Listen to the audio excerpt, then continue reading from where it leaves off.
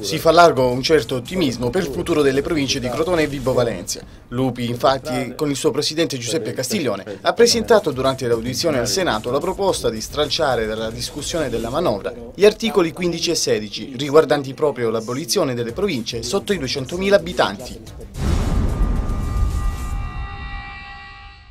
Sciopero generale oggi a Catanzaro negli impianti delle ferrovie della Calabria, proclamato da tutte le organizzazioni sindacali regionali. Lo sciopero di 4 ore è per contestare la delibera che il presidente di Ferrovie della Calabria aveva trasmesso, riguardante la cessione di tutti i servizi automobilistici, scartando di fatto la società e contraddicendo il piano industriale presentato in precedenza, che aveva determinato la chiusura delle linee Taurensi e l'esubero di 56 unità lavorative.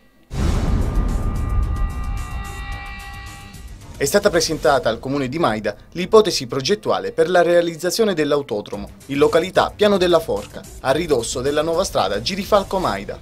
A finanziare il progetto l'imprenditore Marcello Perri. Il circuito è lungo 3.600 metri e largo 12.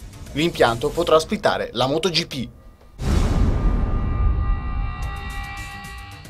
È partito ieri a Camigliatello Slow Festival Elogia la lentezza, la kermesse che elogia la lentezza come arma contro il logorio dei ritmi frenetici dei tempi moderni.